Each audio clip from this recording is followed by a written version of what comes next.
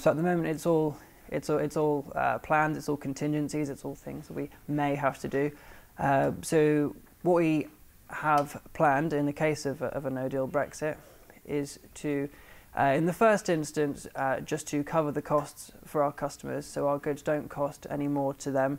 So that means we'll cover the extra delivery costs, we'll cover the tariff costs and things like that. And then, so in the medium to long term, we will look at relocating a big portion of our distribution to within the European Union. So that would mean moving our goods to a central location within Europe and distributing directly from there instead of what we do at the moment, which is distributing from London.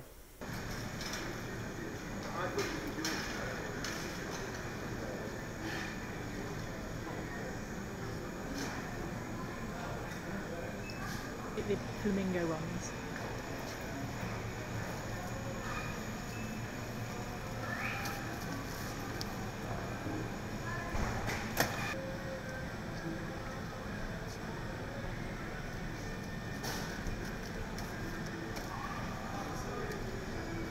It is very frustrating.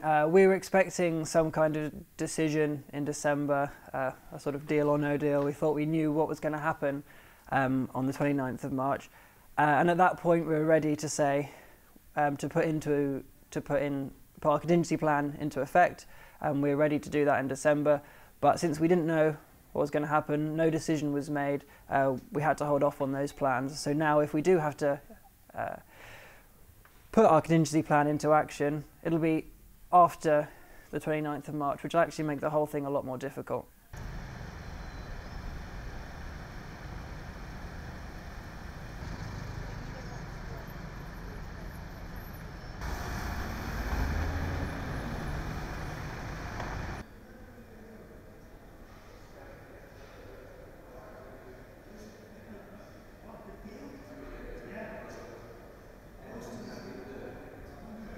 Businesses are understandably very frustrated with the way the Brexit process is going at the moment. This is because the parliamentary impasse that we're seeing in the House of Commons has created so much uncertainty, making it nearly impossible for businesses to plan for Brexit. I'm going to chat away. Okay, that's fine. Just tell me what you have for breakfast. Use my hands. So how long have you been working for? There are many different ways for businesses to approach contingency planning. We had a recent survey out which suggested that about a third of our members are considering relocating abroad due to Brexit.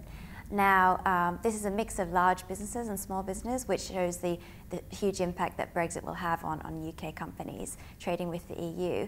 There are many other ways to contingency plan, such as holding off on investment decisions or hiring decisions, or choosing to open up an entity somewhere else in the EU. But we tend to find that relocation is a good measure for assessing how businesses are feeling about Brexit, and in recent weeks we've actually seen that sort of sense of desire to relocate ramp up.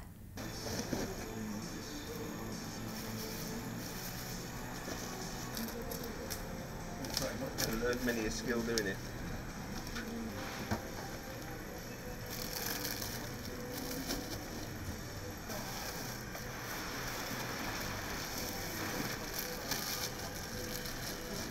It's a big logistical operation to change how we distribute our products. We have about 2,500 different products. So if we were to send a decent amount of volume of each of them to Europe, we'd need a lot of warehouse space. It'd require a lot of transport in the first instance. We've looked at that. We think it will take about 50 full vehicle loads to get enough stock to within the European Union to make distribution from there feasible. The longer term implication of that would be I would have to obviously take on more staff within the European Union to fulfil our orders from there. But it would of course mean that our staff working in this country on export orders would have to be redistributed elsewhere in the business because they wouldn't need to be doing that anymore.